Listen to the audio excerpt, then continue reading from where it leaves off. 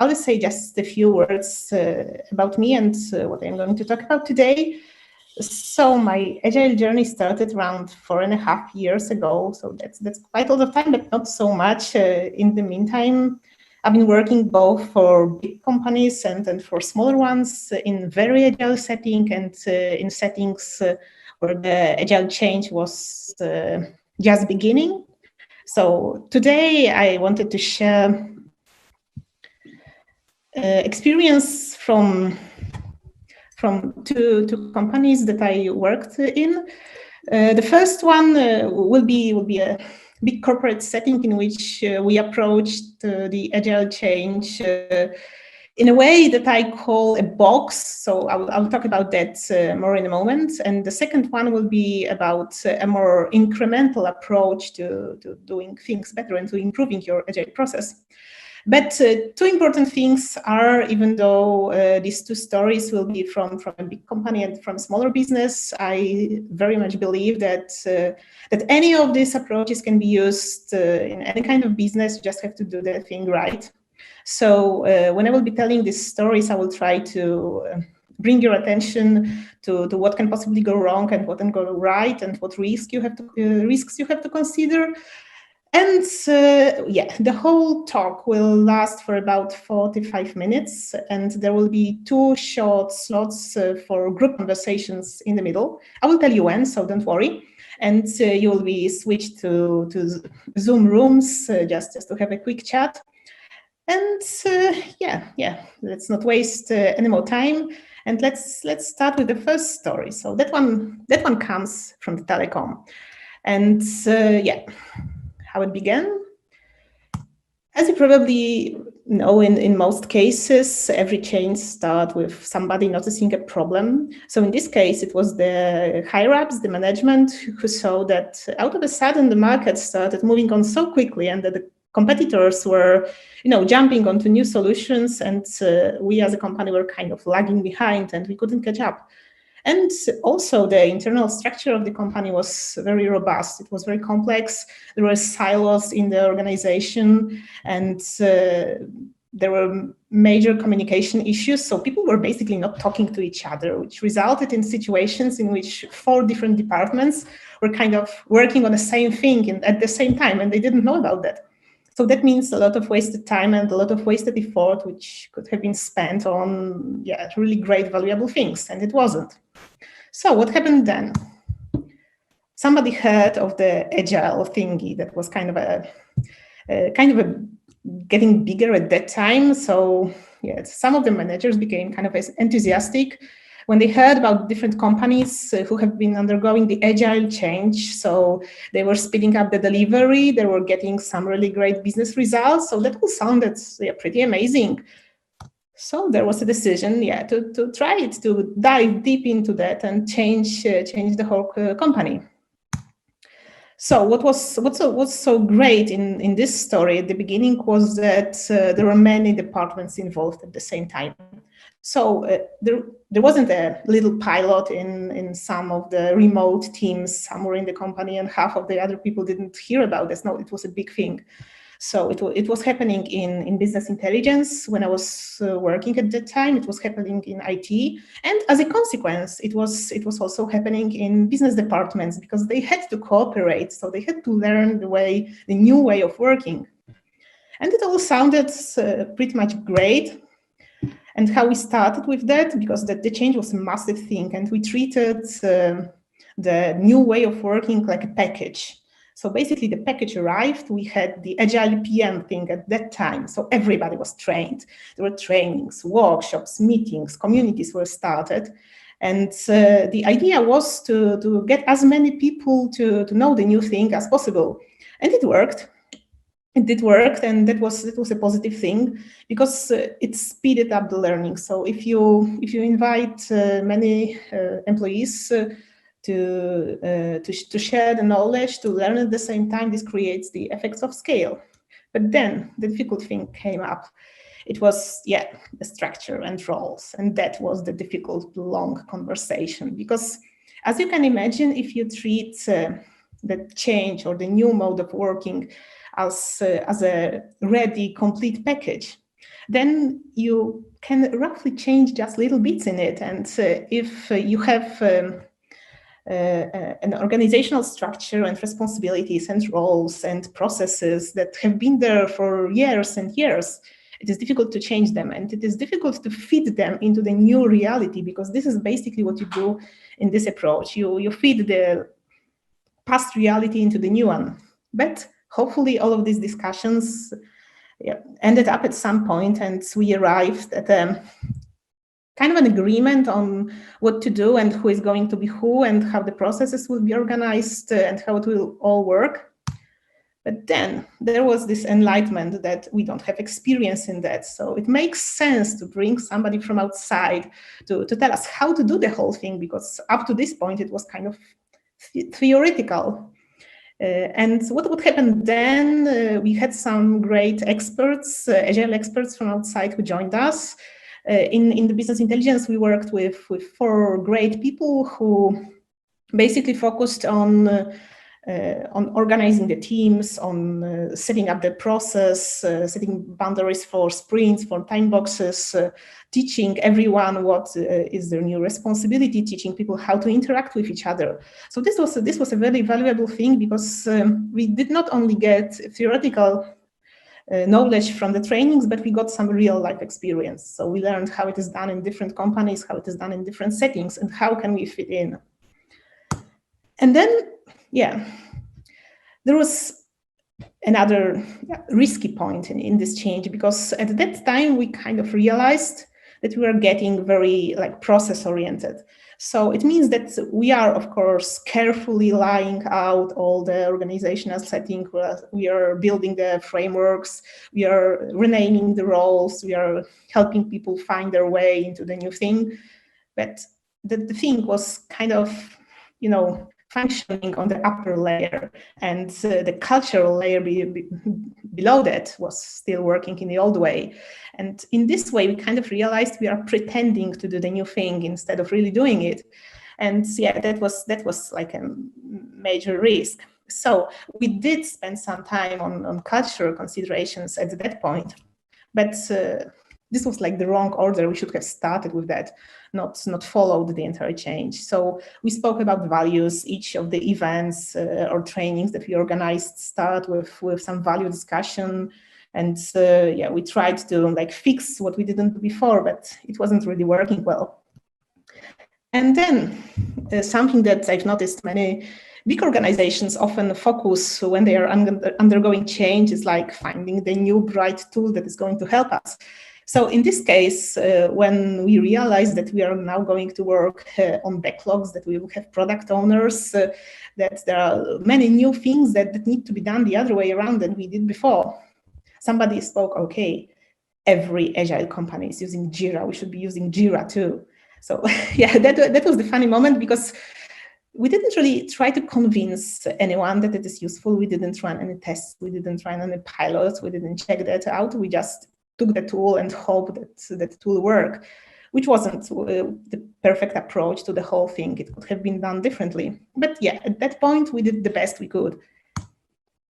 And the really great thing at that moment was that some internal forces started growing. So people were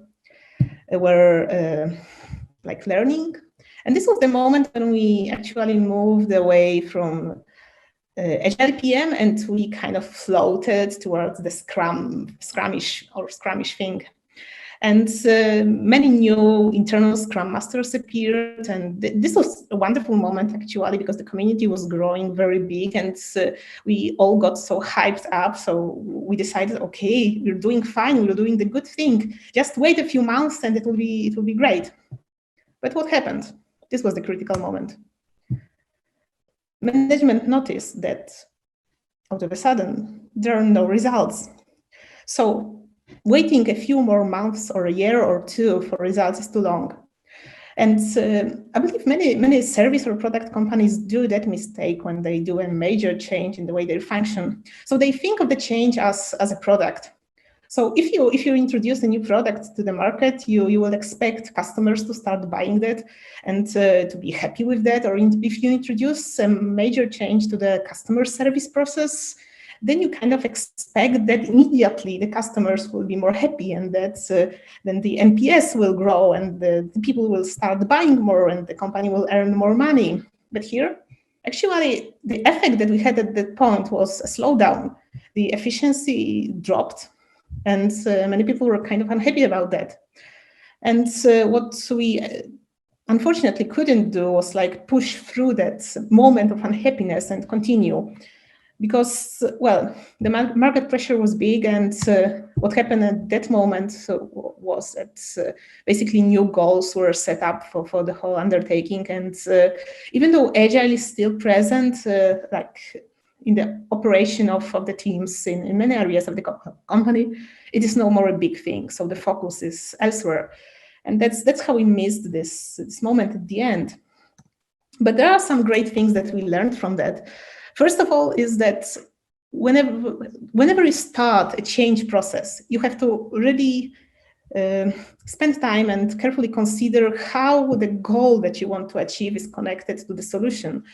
And if there is no clear connection, you're playing a really risky game. So you're kind of wishing that effects will appear, but they may not. And patience in waiting for results, especially in a change that encompasses the cultural layer, is really necessary. So if you don't have the patience to wait, my advice is just don't go there and continue the way you are right now. And it's perfectly fine. Then managerial support, the support from the higher ups is crucial. If you lose that midway, you are in big trouble. So make sure you have everybody on board, and make sure that the important people are with you and they're interested in what's going on. The next learning was that actually training to be a Scrum Master, a PM, or whoever will not lead you to real mastery, and you have to spend some time doing the real thing so that you can learn and gain experience, and only then you can start like teaching others and doing some big impact. And my favorite conclusion from this story is that big change is really like a rollout turf, this grass that you can buy in rolls, and then you can unroll them in the garden, and suddenly you have a beautifully green lawn in front of your house. But the trick is that you can roll out the lawn in front of your house, you can water it regularly, and it will probably stay alive for a week or 2 weeks. But then if you just forgot to put good soil under that, it will probably die in a matter of months. And you will then be left with some ugly leftovers. So please remember, solid foundations are crucial if you want to change big. And the last thing is, don't fall into the trap of not involving the people that the change will affect early in the process.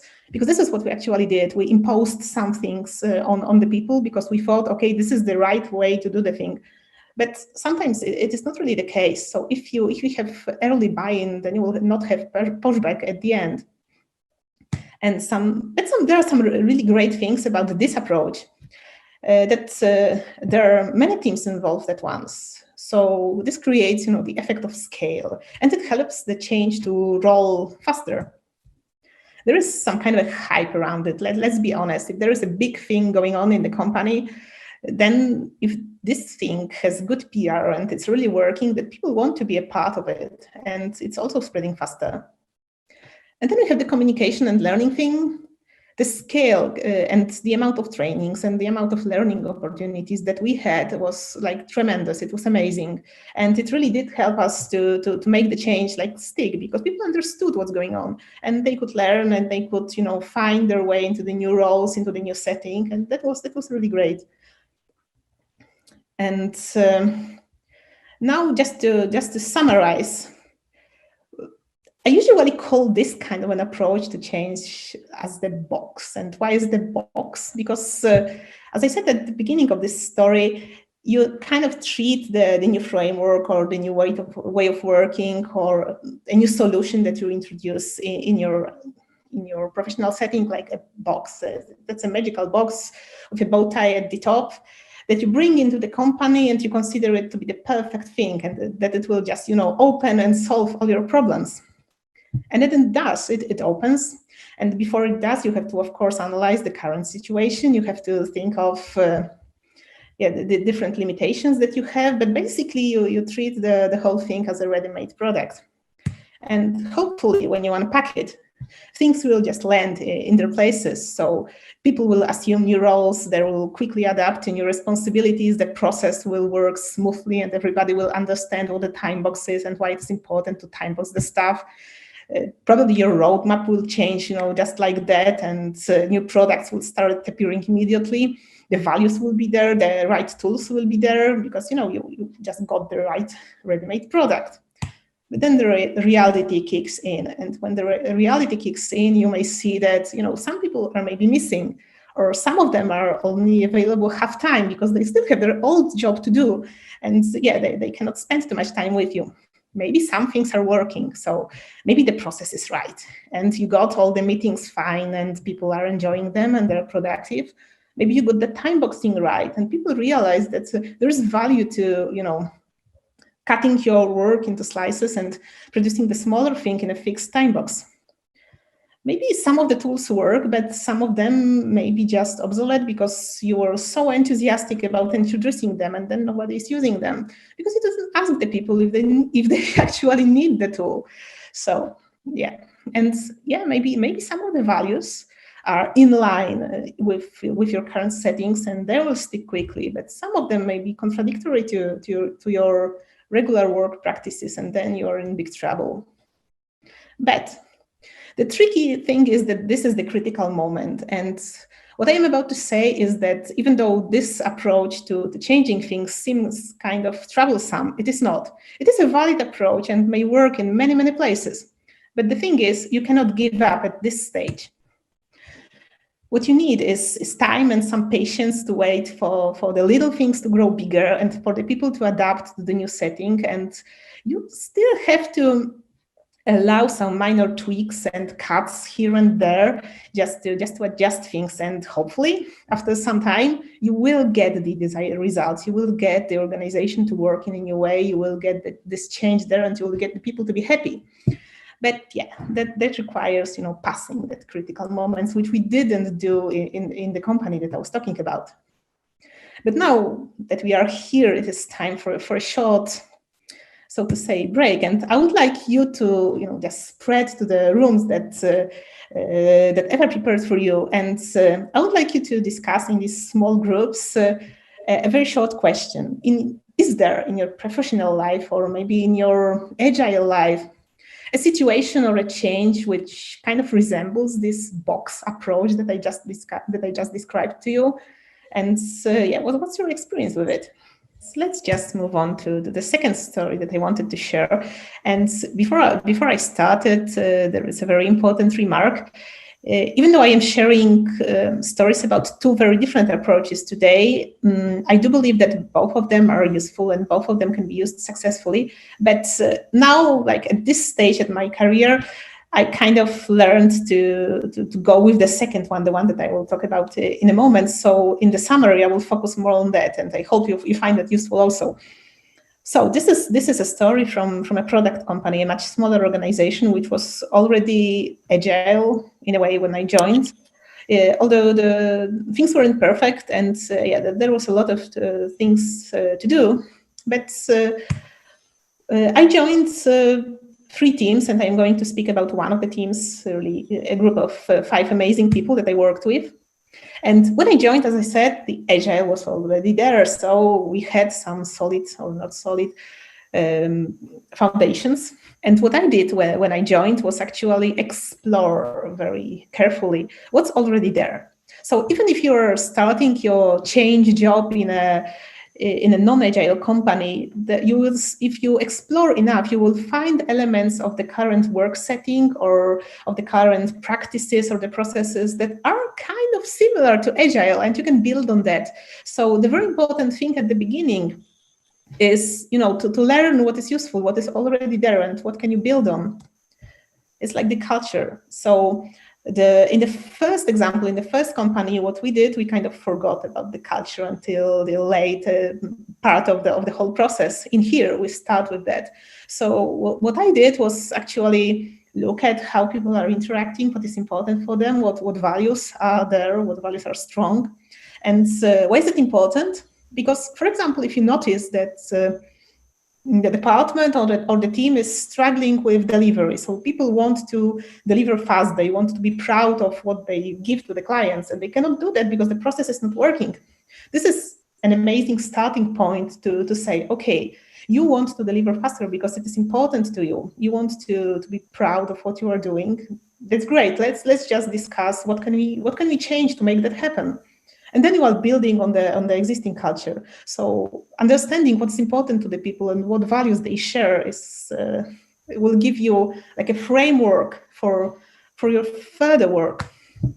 So the next thing that I did was try to identify some frustrating issues, and frustrating is the key word here, because oftentimes on the retros, if you ask people to write on this sticky notes, what are the issues in the last sprint that you need resolve, they will just throw some ideas which maybe are issues that are not troublesome anymore, but just to fill in the blank space on the piece of paper. What we are looking for here is something that's really itching. It's something that people are angry about, and that is what we start working on. Yeah, and retros and brainstorming comes very handy. So introducing that early in the process is kind of important. It was important for me just to give people space for discussion about what is so bad about the current situation and what do we want to change and where do we want to get.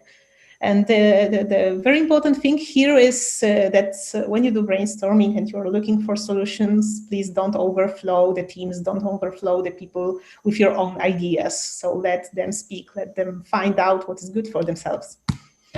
And the next thing is try it out.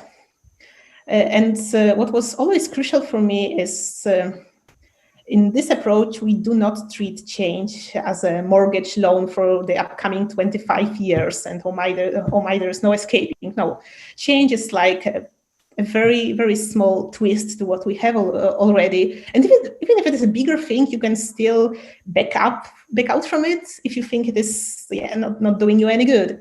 So this saves up a lot of discussion if you approach change as a series of experiments that are going to bring you somewhere.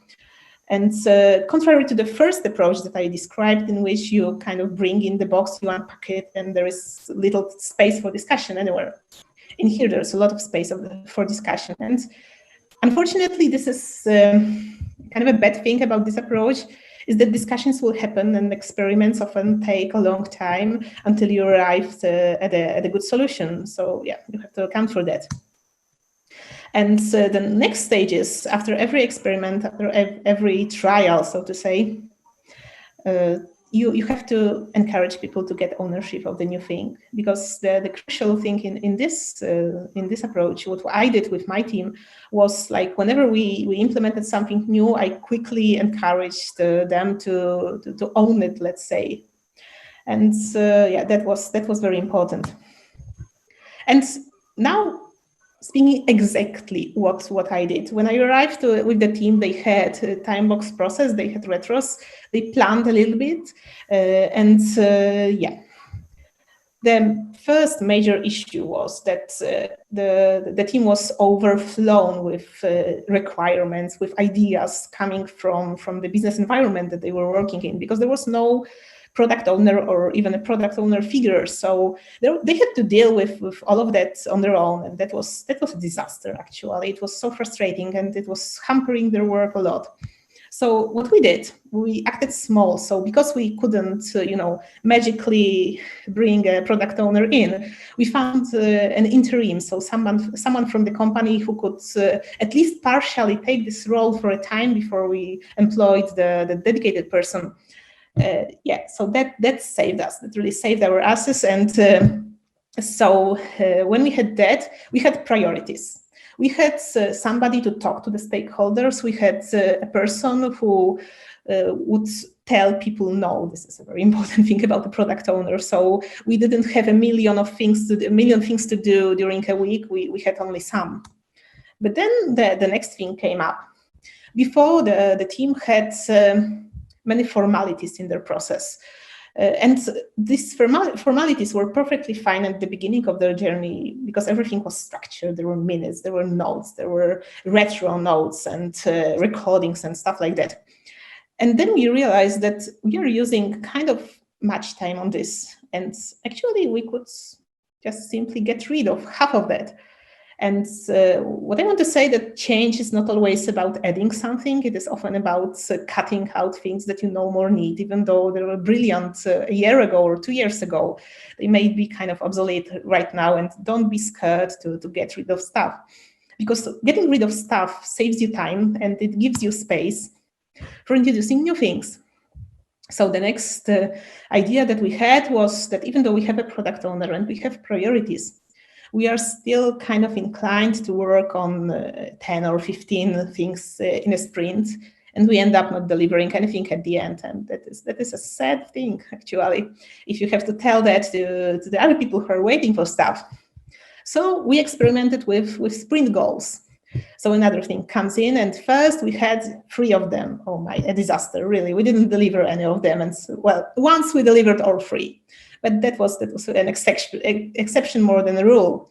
So then we, in another iteration of this change thing, we narrowed it down to just 1 goal.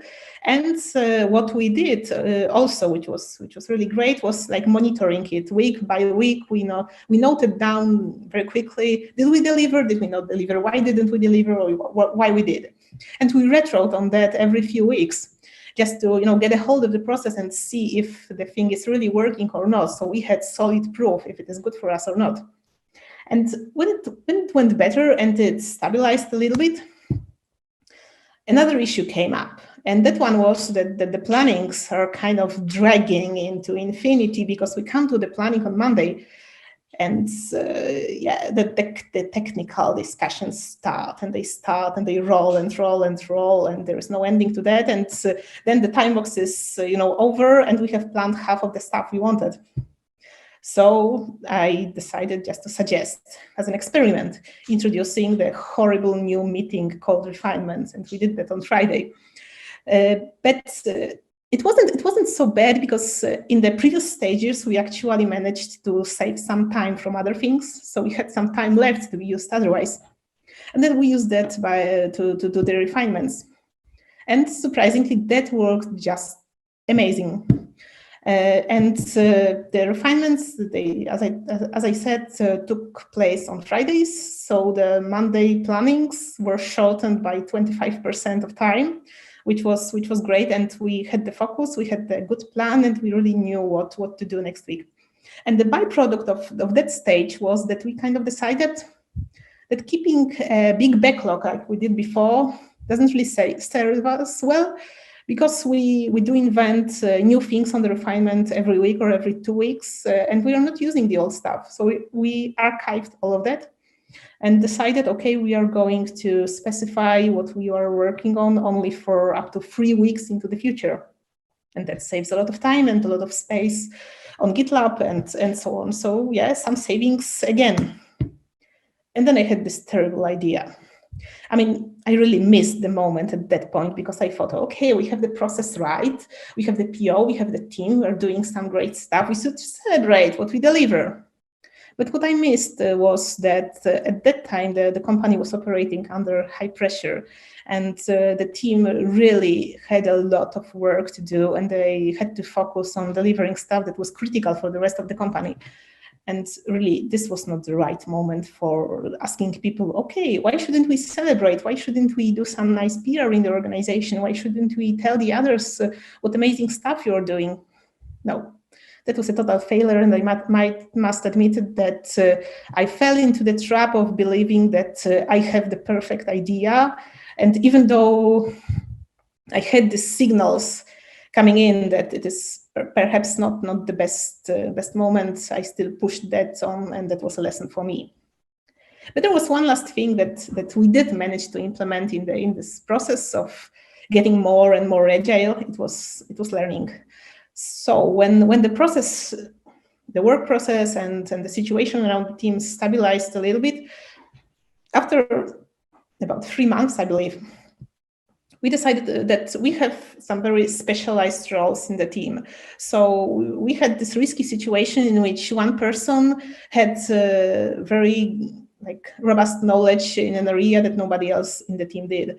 And we decided we can spend some time on pairing on stuff. Yeah, that's obvious. But we even went one step further, and we organized this 30 minutes learning sessions when the experts were telling the rest of the team some bits and tricks of their area.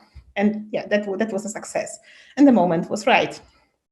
But what I learned from this thing is that even if you fail an experiment, like I failed with the celebration thing, it is still a success because you learn something from that.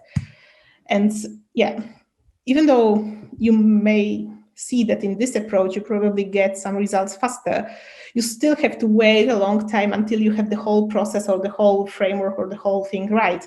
So this requires patience too. And you cannot really do that if you work in an environment where people are not engaged. So if there's no space for engagement and you are working under big pressure or management leaves you no space for experiment, it's not really a good idea to start.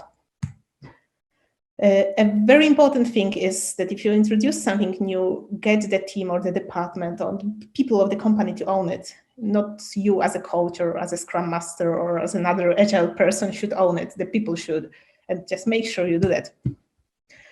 And as in the first mode or in the first example, you really should know what you want to achieve by the change and how to get that and what's the connection between the two, because otherwise you really might miss the target.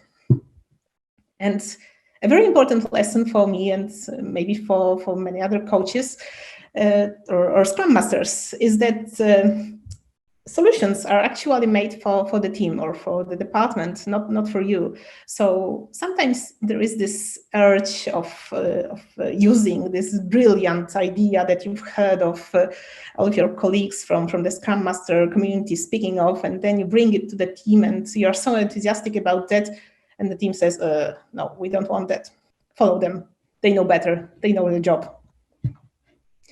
And some great things about this approach is that, stickiness does not rely on the coach or the Scrum Master or whoever or an enthusiastic manager. It just is there, even if you leave.